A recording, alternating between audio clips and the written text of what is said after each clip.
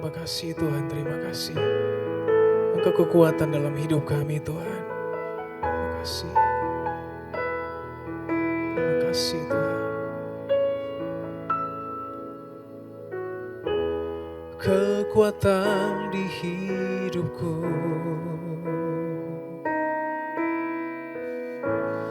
ku dapat di dalam-Mu. Kau teguhkan hatiku, tiada yang mustahil bagimu. Kekuatan di hidupku, ku dapat di dalam-Mu.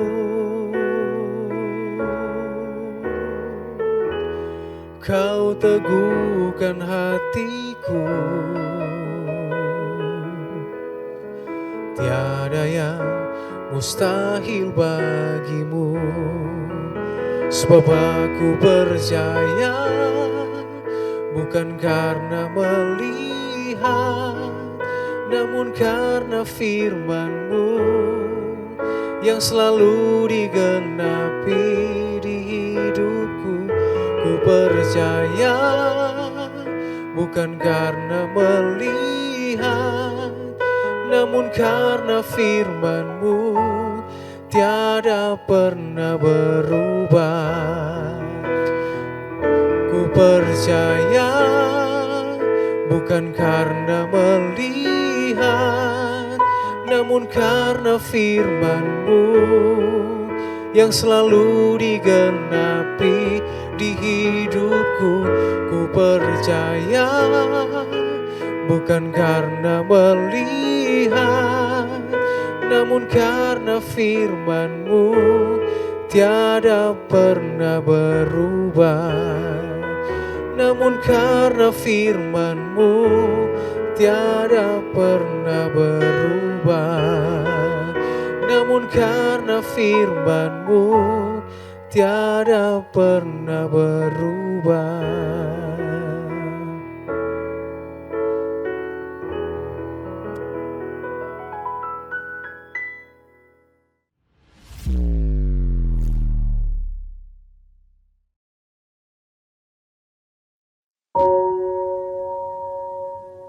Shalom, selamat pagi bagi kita semua.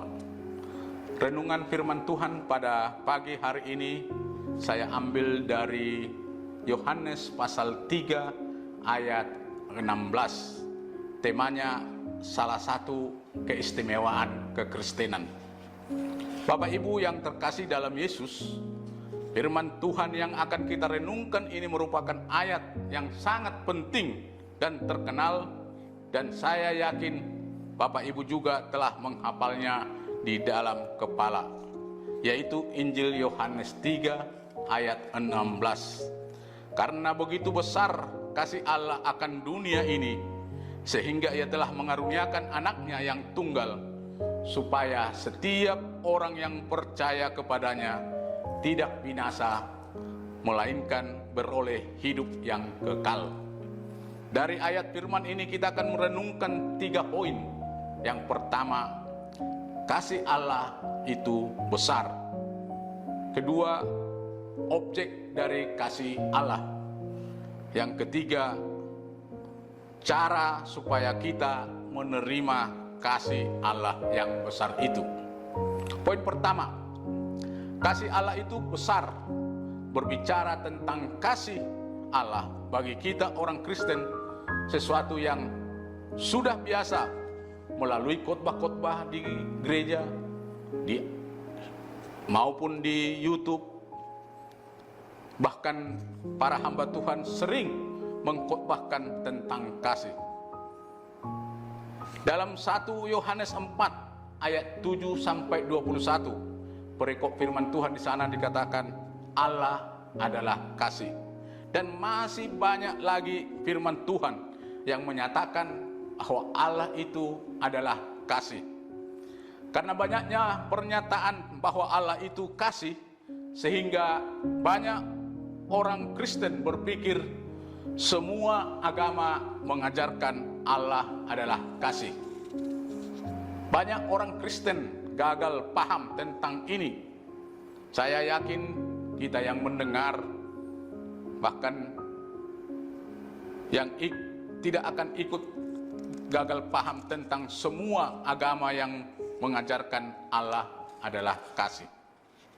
Bapak Ibu yang terkasih, dengan tegas saya sampaikan, tidak semua agama-agama yang ada di dunia ini mengajarkan Allah itu kasih. Hanya agama Yahudi dan Kristenlah, atau hanya Allah dalam Alkitab yang mengajarkan kalau Allah itu adalah kasih.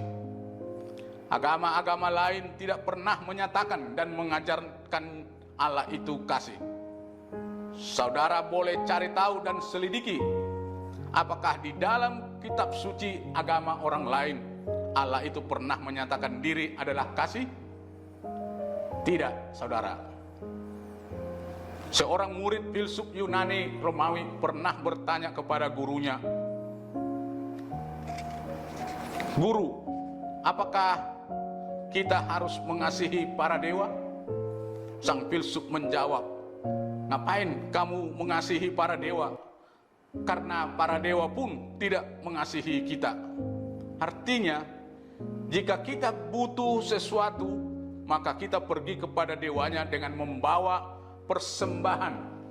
Maka apa yang kita butuhkan akan diberikan, namun hanya sebatas itu. Misalnya kita mau tanam padi supaya berhasil panen, maka bawa saja persembahan kepada para dewa kesuburan, maka panenmu akan berhasil. Tetapi itu bukan karena dewa kesuburan mengasihi saudara, tetapi semata-mata karena persembahan saudara dianggap menyenangkan hati dewa kesuburan. Pepatah Latin mengatakan do ut des, saya memberi supaya Anda memberi. Model yang sama ini sebenarnya ada di dalam agama-agama lain selain kekristenan.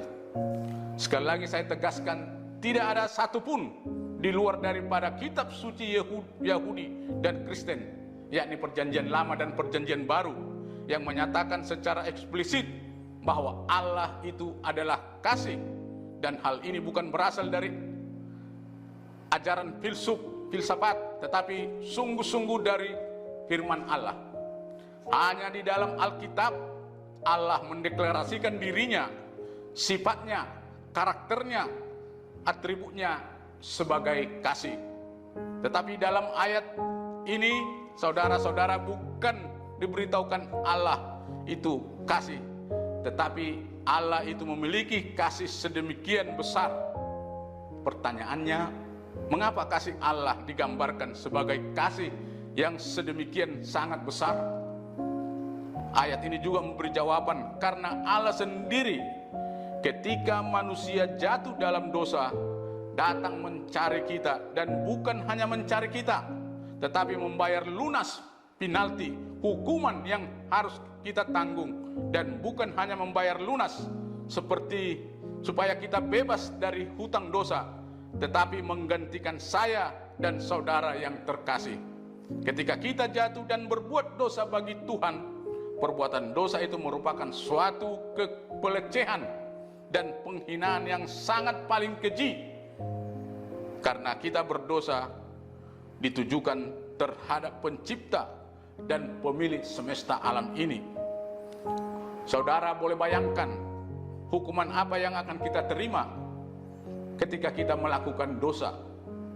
Sudah pasti hukuman mati adalah hukuman mati, karena firman Tuhan juga telah menyatakan upah dosa adalah maut.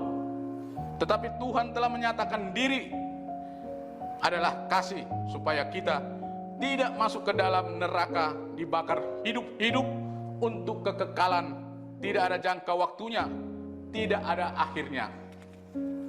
Bapa di sorga mengutus anaknya yang tunggal, Yesus Kristus, datang ke dalam dunia untuk menanggung hukuman paling keji di dalam sejarah peradaban, yakni penyaliban.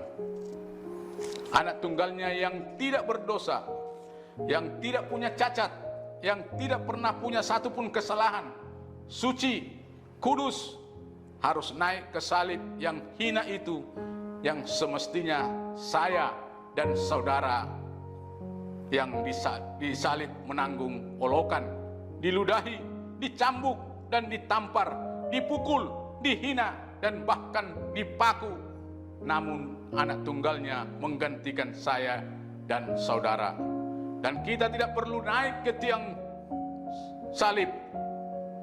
Itulah sebabnya disebut kasih Allah yang begitu besar. Saya berani katakan, tidak ada ajaran agama yang pernah mengajarkan tentang kasih dengan nilai kedalaman dan kemuliaan yang selain kekristenan yang dilakukan oleh Tuhan Yesus bagi saya dan saudara.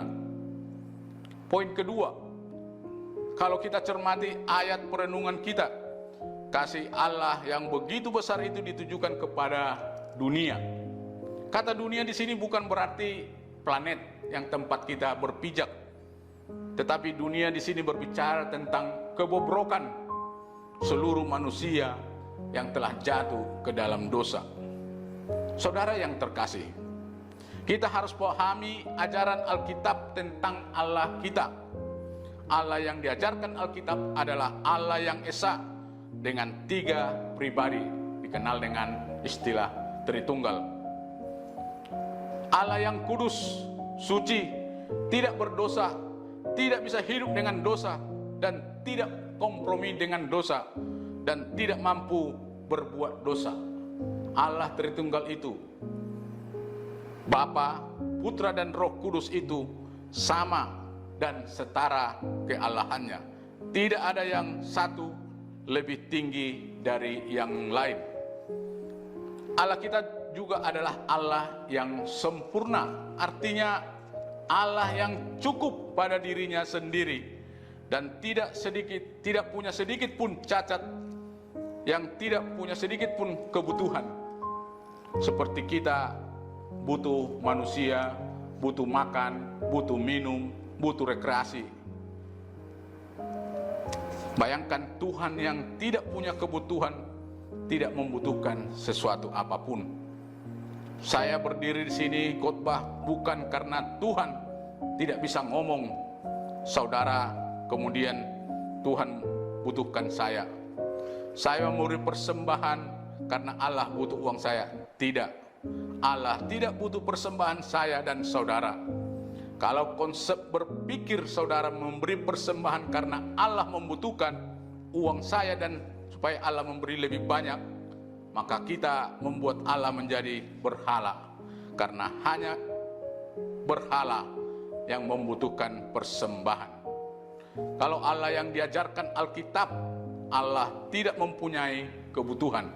Artinya ketika saudara dan saya melayani, bukan karena Allah membutuhkan saya dan saudara, tetapi sebagai tanda ucapan syukur Allah telah menyelamatkan kita dari kebinasaan kekal menjadi memperoleh hidup yang kekal, sehingga tidak ada jalan untuk menyombongkan diri. Allah yang tidak punya kebutuhan, Allah yang tidak berdosa, sempurna, mengasihi dunia yang berdosa. Ini sesuatu konsep yang tidak dapat dimengerti dan tidak masuk di akal. Kasih Allah pada dunia ini bukan hanya sangat besar, tetapi tidak dapat terselami oleh pikiran kita yang terbatas ini. Poin ketiga, bagaimana caranya kita menerima kasih Allah yang begitu besar itu? Dari bacaan firman Tuhan memberi jawaban, yakni kita percaya kepada anak tunggalnya Yesus Kristus, supaya barang siapa yang percaya kepadanya tidak binasa, melainkan beroleh hidup yang kekal. Dan hal ini merupakan sesuatu yang sangat penting. Kalau saudara katakan Yesus itu Tuhan, banyak juga pengajar sesat yang setuju Yesus itu Tuhan. Jadi yang saya mau sampaikan, kita harus berhati-hati saudara mengaku Yesus itu Tuhan dalam pengertian apa? Ajaran sesat Arianisme dan tokoh tokohnya adalah Arius yang muncul pada abad keempat juga mengajarnya Yesus itu Tuhan. Karena itu merupakan suatu istilah Alkitab. Tetapi permasalahannya, apakah Arius dan turunannya, para pengikutnya percaya bahwa Yesus itu adalah Allah sejati dan manusia sejati? Para pengikut Arianisme tidak percaya Yesus Allah yang sejati dan manusia sejati. Arianisme percaya bahwa Yesus itu lebih rendah keallahannya dari Bapa atau dari Roh Kudus. Gereja Bethel Indonesia dalam pengakuan imannya mengajarkan Yesus itu adalah Allah yang sama dan setara keallahannya dengan Bapa dan Roh Kudus. Yesus yang sejati tidak lebih rendah dari Bapa maupun dari Roh Kudus. Dan inilah yang diajarkan oleh Alkitab. Dengan 3 poin itu kita boleh mengerti, boleh memahami bahwa iman kekristenan itu sesuatu yang istimewa, yang tidak dapat pada iman orang-orang lain. Demikian renungan pagi hari ini. Tuhan Yesus memberkati. Mari kita berdoa. Bapa di surga, kami mengucap syukur Tuhan kepadamu atas anugerah-Mu yang boleh kami dengarkan firman-Mu. Biarlah hati kami, iman kami terhadap Engkau Yesus semakin hari semakin besar, sehingga kami semakin percaya dan lebih mengenal Engkau di dalam kehidupan kami. Terima kasih, ini doa ucapan syukur kami dalam nama Yesus. Haleluya. Amin.